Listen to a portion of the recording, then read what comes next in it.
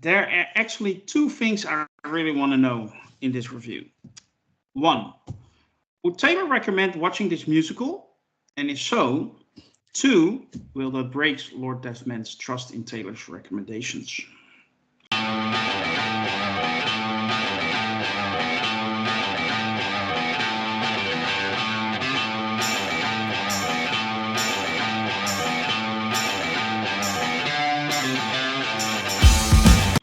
This is the review of Champions, and I'm your host, Grandmaster. With me is a powerful panel made up of the finest champions Cigar has to offer. Let me introduce them to you. Well, two of them I already mentioned.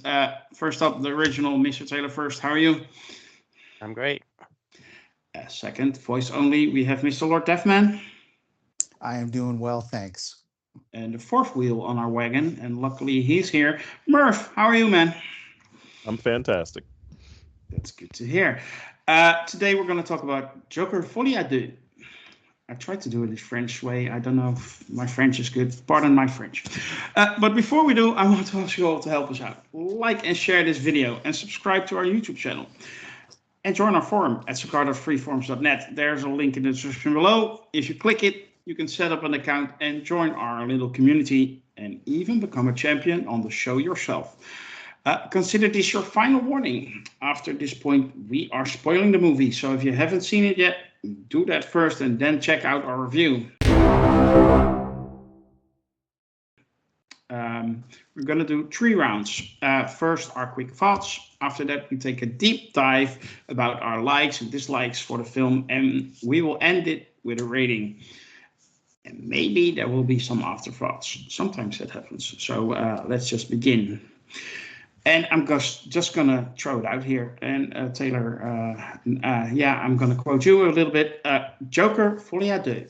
Brilliant or a pretentious piece of dog poo? And I'm going to ask you, Taylor. It was pretentious. It was not brilliant. Much of it was, in fact, dog poo. There were some good parts of it, though. I mean, the acting, cinematography, good. Not much story, really. When you boil it all down, there wasn't a whole lot of story there. Some of it didn't even make much sense. What story was there? Could have done in 45 minutes instead of whatever it was, 2 hours and 18 minutes.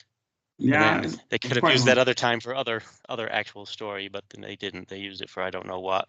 Yeah, it's not a good movie. Okay. Merv?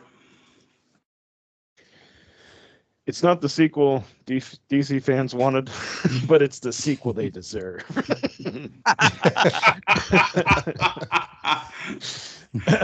I pretty much totally agree with Taylor. It was a well-polished, well-acted turd of a song and dance number that I found pretty unsatisfying in every way possible. The one good thing I'll take away from it is I have a better understanding of just why I don't particularly like musicals. So that's my take.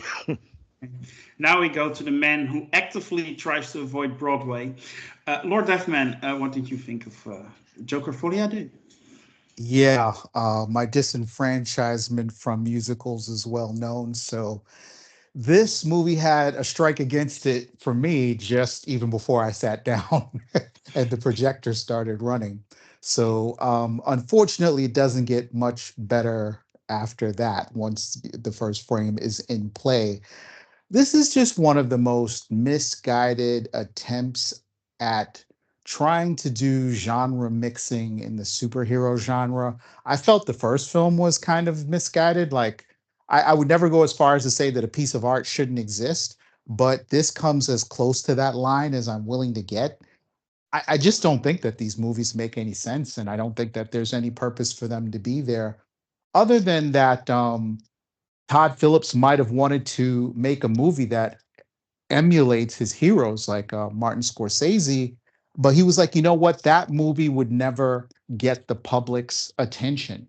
But if I cosmetically dress it up in superhero. Like I name a few of these characters after some folks that exist in a DC comic book, then a ton of people are gonna come out and see it. And he was right, to the tune of $1 billion.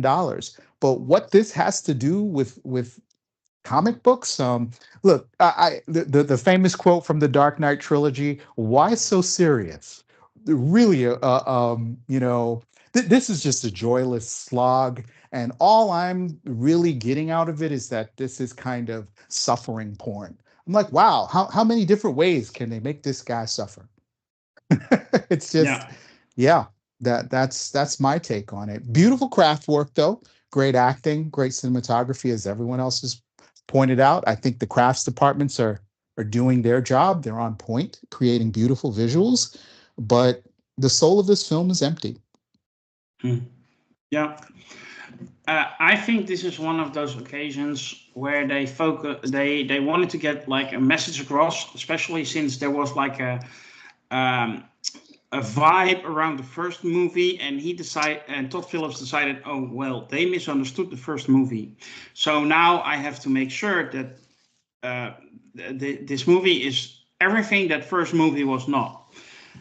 And the message about mental illness and stuff, it didn't get lost on me at all. And the symbolism of the people leaving the courtroom at the moment he says he's not Joker, and that was the moment that people wanted him to be the anti-hero, the martyr, if you want to say it, and then they left him at the moment he decided he didn't want to be that guy. Yeah, but they focus too much on form.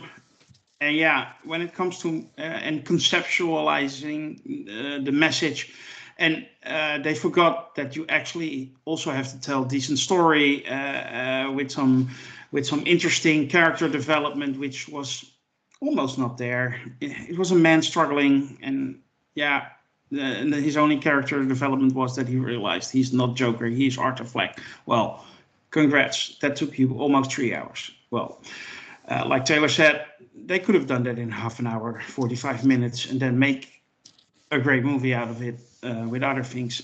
I agree with what you guys said. The acting is great. Gaga's singing voice was amazing. Phoenix wasn't too bad either.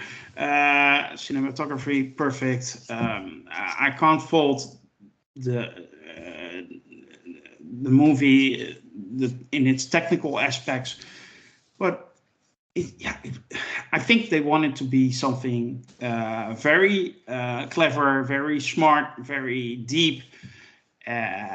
But with the focus on that, they missed the fact that they actually needed to make a movie that people enjoy. And I can't say I enjoyed it. I don't want to say it's terrible, but it's certainly not good. But anyway, enough from me. I let now the panel take a deep dive. And normally I start with the negatives, but I think I will turn it around this time.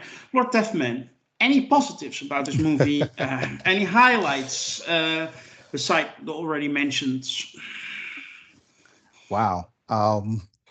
You're forcing me to go deep here, Grandmaster, but I'm going to rise to the challenge. I think the one and only positive attribute that I can assign to this film is Joaquin Phoenix's willingness to commit. And you shouldn't just give an actor credit for losing a bunch of weight or shaving off all their hair or willing to do these, oversized gestures to kind of inhabit a character.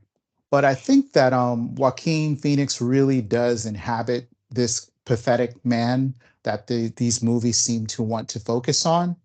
And his work as an actor, I think, really is just a blessing to our age. If anything, it was the only thing that really kept me going in terms of going through the whole film. That was that. I can't say much for Lady Gaga. I don't really think that she's that great an actress. She has a wonderful singing voice, and I feel that to some extent, the film was corrupted by her presence, in that I'm sure that's what pushed everyone over the edge creatively to say this should partially be a musical because we can take advantage of someone who just has a fantastic singing voice. No. Well, what But else?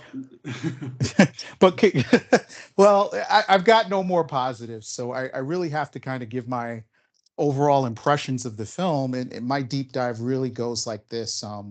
I didn't look at any of the ratings. I didn't look at any of the critic score stuff. I saw the first Joker movie, and I was like, wow, this is a great impersonation of a new Hollywood Martin Scorsese film. Wonderful. You copied his homework and you forgot to put his name on it, is all I could say. But I do think that I don't know whether it's to call it a homage or an imitation. I'm not going to get into, that kind of hair splitting. All I know is that he clearly wears the influence on the sleeve. But what he's missing from those great films by Martin Scorsese, The King of Comedy and Taxi Driver, namely, is that, I mean, unless you're like 16 years old and you're in high school and you're doing like the celibate, loner thing with your leather jacket, characters like Rupert Pupkin and Travis Bickle should not be heroes you want to emulate. These are desperately psychotic men. You can sympathize with them as human beings. You can empathize with them because they're going through these kinds of struggles. But at the end of the day, what they do is twisted, and it is not worthy of turning into emulation or a kind of worship that I think is what the first Joker turned out to be. Let's do Travis Bickle, but let's really make him the hero, right? Forget all about that ambiguity where it could have been a fantasy at the end of Taxi Driver. He really is the hero.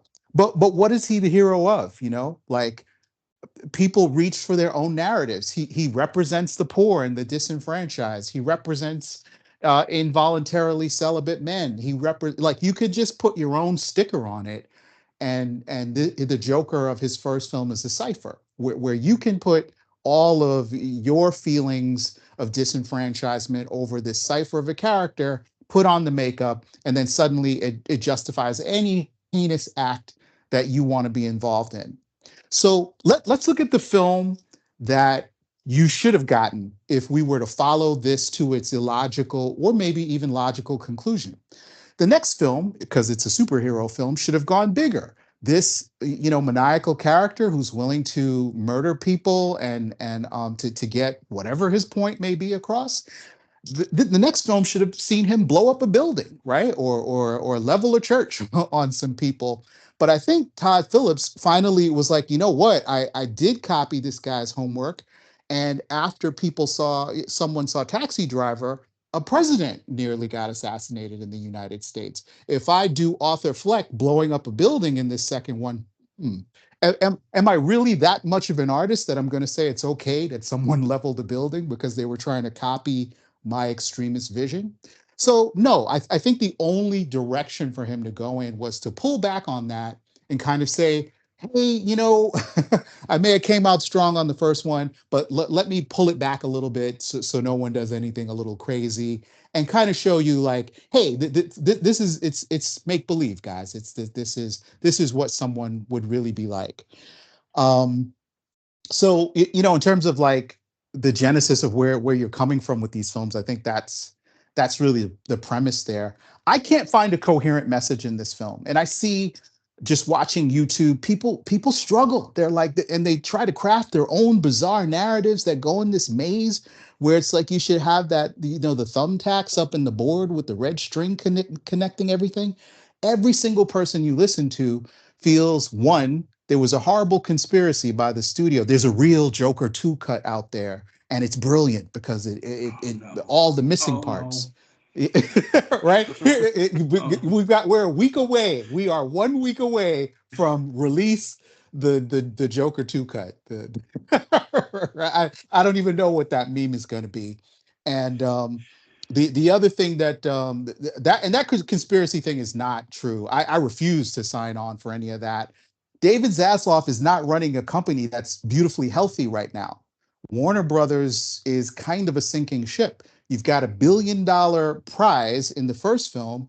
There's no way he was going to be like, oh, you know what? Just reverse course and go in the other direction, bro. I don't need another $1 billion, right? But how that happened, I don't think is the result of a conspiracy. I really do think it was, probably just organically trying to be responsible with the messaging in the film and just going in another creative direction. It wasn't done to purposefully piss fans off. People need to let that go. And the only other thing I can take away from this film is that the same thing from the first one. I got no idea what this has to do with Batman, what it has to do with the Joker, what it would have to do with Harley Quinn. These characters feel like they're just there in name only. They may share certain cosmetic attributes with the character, but when you look at something like Captain America, the Winter Soldier, that's how you blend genres together, superhero and paranoid political thriller. Meshed well, but the superhero action still comes to the forefront. This is how you poorly mesh genres together to the point where it's only incidental that anything is going on in Gotham City here. Again, this is just a tableau of suffering to the point where it could be pornography. Like if that kind of sexually excited you, you could watch Joker 2 and all your dreams would be fulfilled for eternity. And I'm just not interested in that as a vision of storytelling or anything. So that's really my analysis of the film. You're a bit angry, aren't you? Well, disappointed, I should say. I think I might be the only one who gets the joke. This movie is as bad as Arthur Fleck's jokes. Anyway, Taylor,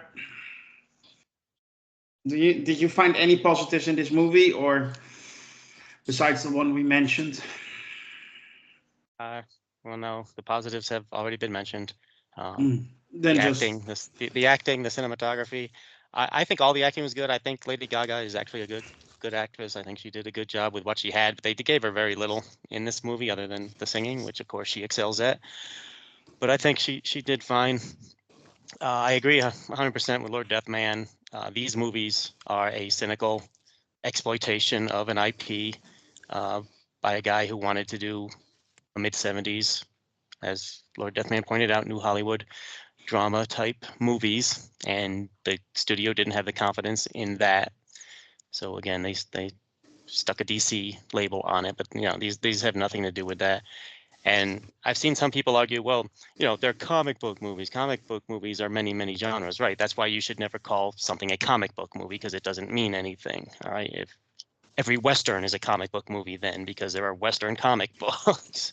All right, so this is what this is supposed to be, or what the brand name is a superhero movie, which this is not in any way, shape, or form, and neither was its predecessor in any way, shape, or form. You might as well take Charles Bronson's Death Wish from 1973 and change his name to Bruce Wayne and call it a Batman movie. That's about how much it has in common with this comic book as these movies do. Again, there's no message here. The first one, I appreciate, if you just erase, you pretend they didn't do the cynical exploitation of an IP and just tried to make a drama in the style of 1970s, then the first movie was actually pretty good in that sense. As a drama, a portrait of a mentally ill man who falls off the edge and kills some people. Very sad. You can, whatever commentary the director was trying to make with that, he made it. Fine. You agree with it or don't agree with it. It was there. Okay, if you just take it as that. Then, of course, as he said, that made $1 billion. We need more money, so do another one. But this one doesn't even commit to that. And it doesn't commit to being a superhero movie. It does not commit to being a musical in any way, shape, or form. But yeah, if you want to, someone who's never watched a musical, don't make this their first musical to watch, okay? Go watch West Side Story from 1961 if you want to start watching musicals, okay? I don't know what to call it. It's semi-musical, has musical elements. I don't know how you would parse it, but it's not a full-blown musical. Most of the musical numbers were irrelevant and didn't really contribute anything to the story. And I'm pretty middle of the road on musicals. There are some musicals that I love, and there are a lot of musicals that I can't stand and don't watch at all. So I'm pretty middle of the road on it, just like any other genre. There's good and there's bad. But this isn't even a good or bad musical, because it's not even a musical. It's like it's not a superhero movie. It's just a half half measures of all of it mixed together with no real story going on here, and none of it. I mean, you would think a movie that starts with a Warner Brothers cartoon and has a riff on the Sonny and Cher show would be right up my alley. But no, because none of them were done well. You know, I wanted to see more of the Sonny and Cher routine in his dream. That might, if they had fleshed out the fantasy more, it might have been more exciting. And the cartoon, I get what they were trying. The shadow was his alter personality or whatever. Okay, fine. Wasn't funny and wasn't. Yeah, okay. On the nose, got it. Moving on. Arthur Fleck's in prison. Arthur Fleck's in the exercise yard. Arthur Fleck's in the mess hall. Arthur Fleck's goes to singing class. Sees Harley Quinn. Harley Quinn's in love with him. Nothing else on her. We find out really nothing about her. She's not she's a fangirl, but she's not the insane doting fangirl. We find out she committed herself to Arkham and could get out anytime she wanted. Left him at the end. Was she pregnant? Was she not pregnant? I don't know. A guard let her into his cell. And really, a guard just let her into the cell to have sex with him. And yeah, that seems a little weird. And then the courtroom. Then did this movie want to be a courtroom drama? I guess. And then he fires his lawyer and he wants to represent himself. And the judge spends 5-10 minutes of screen time telling him he will not tolerate any shenanigans in that courtroom. And then he proceeds to do tons of shenanigans, and the judge just sits there and watches him do it with the mask on and the Southern accent and all, and badgering witnesses, asking totally irrelevant questions. The fake Harvey Dent sits there and doesn't object to any of this nonsense, So it wasn't a serious courtroom drama. I have thought that was part of his fantasy, but I guess it wasn't. Now, if they had gone into a musical number of what he was going on in his head when he was pretending to be a lawyer, that might have been more interesting than this idiocy that was happening. And then, I just go on. I hate that they called this the Joker. This is a guy, he shoots a couple of people, shoots a guy on television, gets arrested, goes to prison, gets tried, gets convicted, bomb blows up, he runs outside. 5 minutes later, he gets caught by the cops again. This is not a supervillain. He gets caught by the cops again. He's back in prison. Oh, and by the way, why was he back in Arkham? He was found sane to stand trial and convicted. Why wasn't he in regular prison? No, they put him back in Arkham for some reason. And then he gets stabbed to death by... Should we even say it? Oh, that's the real Joker. Oh, really? So the real Joker is a copycat of some slob named Arthur Fleck who got arrested multiple times and had a Harley Quinn. Does the real Joker get a Harley Quinn eventually? Since this Harley Quinn's old enough to be Batman's mother, we really can't use her again. It's a mishmash. It's a mess. And the worst part is it's not entertaining. It just wasn't entertaining. Other than that, it was great. So in good Sakar fashion, I will try to sum up what Taylor said. This movie was ashamed of comics, was ashamed of musicals, was ashamed of courtroom dramas. Yeah, basically that. Lord Deathman, you had a follow-up before I go to Merv. I had a follow-up around what I think was the movie saying that Arthur had been sexually assaulted by the guards. So, while I was trying not to nod off or look at my watch, I'm like, at one point, the guards kind of drag him into this bathroom before taking him back to his cell. And I'm like, what was that all about? And it was kind of weird that just kind of got glossed over. But I suppose it's just, to stack more suffering and trauma onto this sandwich that the movie purports to be. I also wanted to mention that for disagreeing with Taylor, that for a movie that I guess had aspirations of being a musical, not only are the musical numbers really not entertaining, at least they weren't to me, they seem particularly low energy. I didn't really get what they had to do with what was going on around, like in the surrounding story. They just seemed like weird interludes where you were supposed to just kind of let your mind drift during the number. And maybe I just don't have enough grounding in American musicals to kind of understand how they would relate to the story, but they seem to have little or nothing to do with what was happening in the film. Yeah, it was just a showcase for Lady Gaga. That's it. Merv, I will get to you, but Taylor had another follow-up. Yeah, I agree completely that the musical numbers didn't contribute to the story, and that's the whole point of making something a musical is that the musical numbers contribute to the story. But the part with the guards in the bathroom, I didn't take that as a sexual assault. I guess it's open to interpretation. It could have been. I thought they just took him in there and beat the crap out of him because he had badmouthed them in his interview with that another good actor who was only there for 10 minutes. The guy interviewing them for that documentary. Yeah. I did take it as sexual assault. They at least heavily hinted on that in the follow-up scene, I think. But again, I was so busy trying to make heads or tails from this whole movie that some things elude me. Merv, do you have any positives about this film at all, or you tons. just wanted? Oh, no, that's good. Let's hear it. Finally. No, I wish I had tons, but it's a lot of the same beats. But acting wise, I thought Phoenix was great.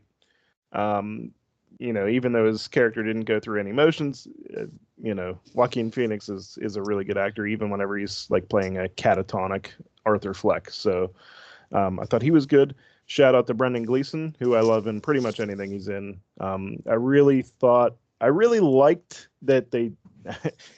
Now, I didn't catch the sexual assault innuendo, but obviously there was obvious physical assault that you see at times. But I thought, in general, they strayed away from the obvious, violent, torturous security guard that you would expect in like Arkham. You know what I mean? And I thought, for the most part, like his character came across as like kind of a normal guy in this horrible, horrible world. Obviously, sometimes crosses a line as we see, but I wish I could say Arthur didn't deserve it sometimes. You know what I mean? So shout out to Brendan Gleeson, Catherine Keener, who was the lawyer. I appreciated her, even though she had very little to do other than react to Joaquin Phoenix's eventual insanity. Again, the cinematography, the lighting, the aesthetic, I thought all worked for what it was. You could tell that it was done well, even if it wasn't as entertaining as it could be. You could tell that people took the time to actually light things properly and things like that. So good there. And it's kind of a backhanded comment, but I guess I'll applaud the creator's desire to do something unique, because not everyone can take $1 billion movie and just piss it down a drain. You know what I mean? So good job. That's pretty much the last thing I've got for positivity. So moving on to the negatives. Okay. Just let us have it. Yeah. The first big thing that really, I guess I'll state this. I actually really like the first Joker movie. I rewatch it all the time.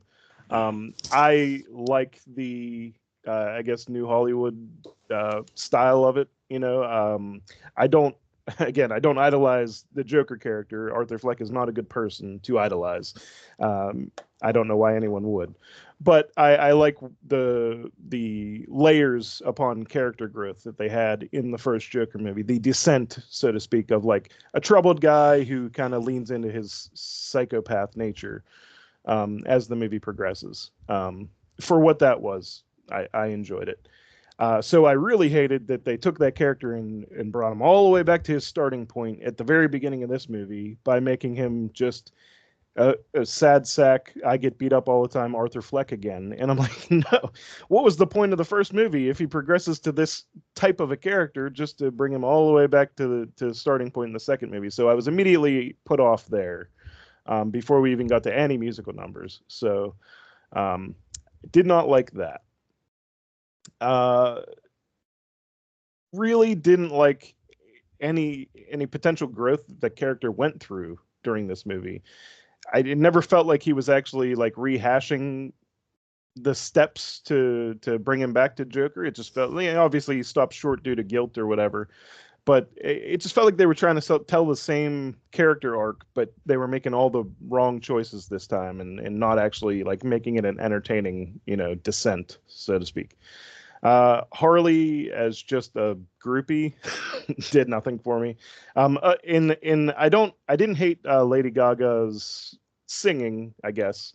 But I didn't find any of her acting particularly memorable. And for a character like Harley Quinn to not have like a standout moment, I feel like that's a big red flag, because that character is made to be memorable.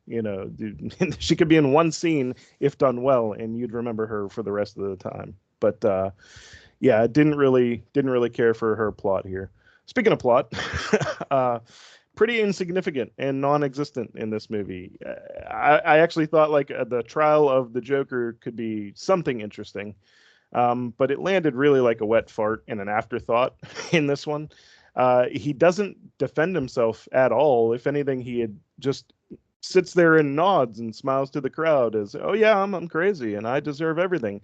And then just there's nothing to it. He doesn't even go full crazy Joker at that point. He just like kind of just and then like gets upset that people haven't seen him on the late night show where he shot the guy. Like it's so off the wall. Or he's very busy because he's very preoccupied with the fact whether his TV movie is good or not. Yes. Yeah. That none of that like landed for me.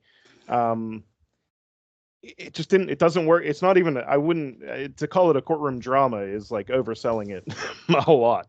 There's no drama there. It's just you're watching people explain the first movie, and Arthur just sit there and nod, and then talk like Foghorn Leghorn for like 5 minutes, and then an explosion happened, which was the most interesting part of the movie for me because I'm like, oh, finally something will happen. And then I checked my phone, and the movie was almost over, and I was like, oh, okay, well, nothing's going to happen. It's going to be memorable. I was just like, okay, well, at least this movie's over, and I can leave now. Left, didn't check to see if there was a end credit or anything. Didn't care. Same. Again, I checked my phone probably about 4 times during this. I got up and went to the bathroom and came back. I had to keep myself awake several times during this movie. And again, I'll reiterate, I loved the first one. So I came into this I saw it on Thursday. So I saw it before I had seen any reviews or RT scores or anything like that. I was excited to see it. And when I sat down to watch it, it just my excitement just diminished gradually over the first like half hour and then plummeted after that. Did you know it was a musical before you went in? I did. Okay. I did. I had, I'll be honest, I had kind of forgotten because I didn't watch like a whole bunch of trailers or anything. But I remember when it was announced, I thought, okay, well, this is a weird choice, but I thought if done right, it could be a bold, interesting choice and make like a unique film experience. But I don't think it was done right, at least not for me. I'm not saying that nobody out there is going to love this, but I need a little bit more storyline involving the musical numbers, or have all the story and then just have these little things. I'm thinking like the Oompa Loompas and Willy Wonka. These little like side pieces just for a musical, and then you get back to the story where you're actually telling a story. I don't think we got any of that. There was no story here in the musical scenes or outside the musical scenes. There was maybe 1 or 2 that I was kind of like, okay, and that was mostly in the beginning. But as the movie progressed with every new song and dance number that erupted, just when I was getting into like some of the dialogue, maybe one of them would start singing, one character would start singing, and I'm just like eye rolling heavy by the end. Like, especially whenever he busts out and then goes and sees her on the steps and he's trying to have a serious moment. And then she just starts singing. At that point, I almost walked out. I was like, I'm done. This movie is not for me. And yeah, I am not a huge fan of musicals, just reflecting everything pretty much that everyone else already said.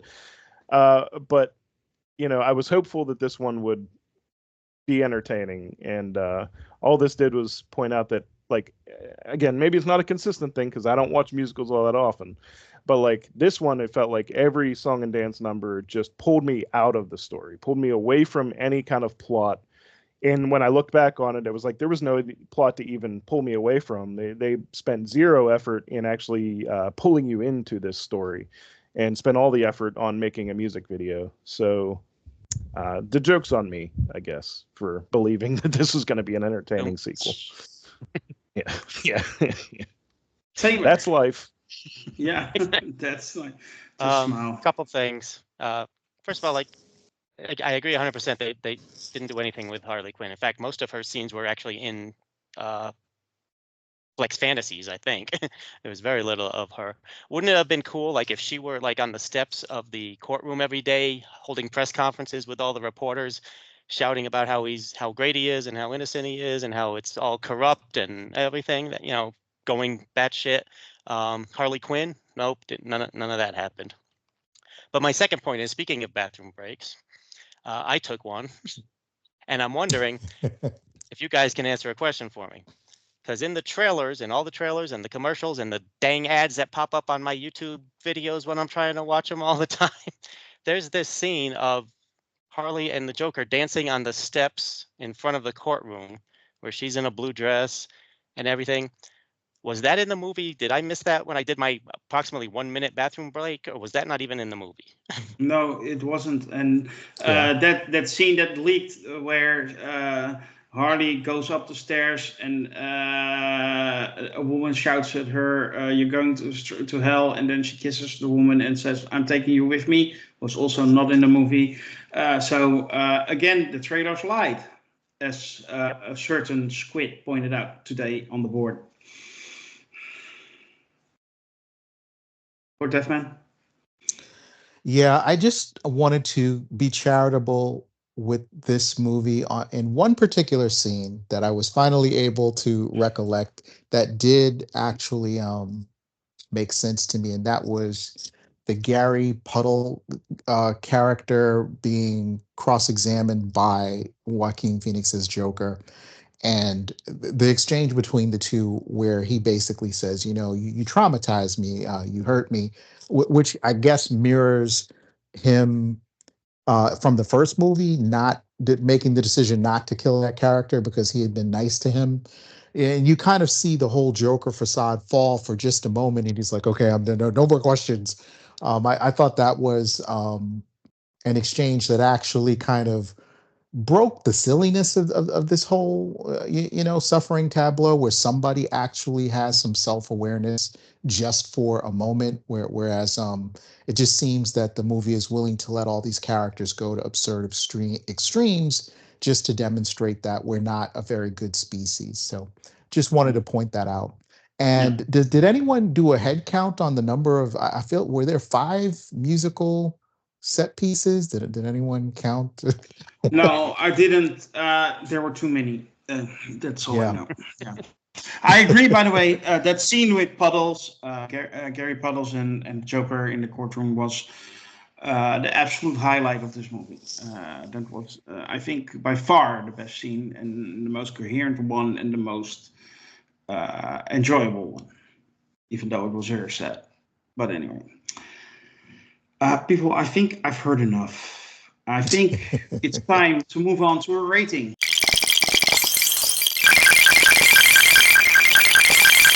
And I'm going to start with you, Merv. I'll give this 3 forgettable Harvey Dents out of 10. You're being friendly, I hear. Lord Deathman? I'm going to give this film 2 batarangs, which were suspiciously missing from a film that has the Joker in it. This is like, if you've ever had that chocolate bar, there's a candy bar called the Zero Bar, and you buy it and it's like all dark chocolate on the surface of it, but then you bite into it and it's like nougat on the inside. It's just such a betrayal. That's what Joker is. It's a mislabeled product. Taylor? Well, I'll take nougat over Joker Folie. I'll do any day of the week. Okay, I'm good on nougat. I gave this movie 4 out of 10. Good acting, good good film crack, great cinematography. Lady Gaga's voice is great. So I mean, what could I say? I gave it a 4. I will probably never watch this movie again. Yeah, and for the record, people, if Taylor gives something a 4, it's actually a minus 100,000, but it's a 4. Yeah, I'm sorry.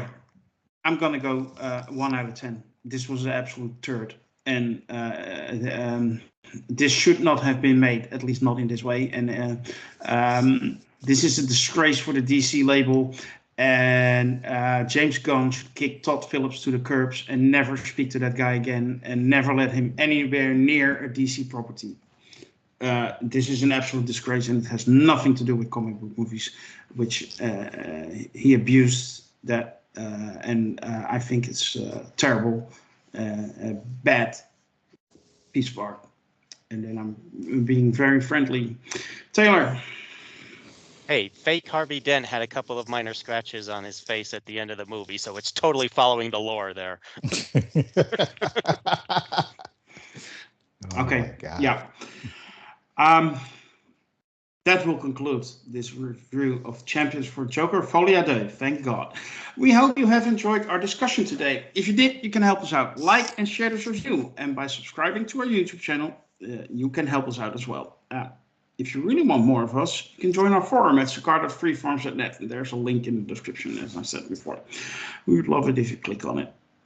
Check out our review series for Rings of Power, Agatha All Along, and The Penguin, currently all running on our channel. And there's a brand new episode of the Star Trek Project. Much better movie we're talking about there. It's Star Trek 6, The Undiscovered Country. For now, I want to thank you all also on behalf of our champions and wish you to never stop smiling. Bye.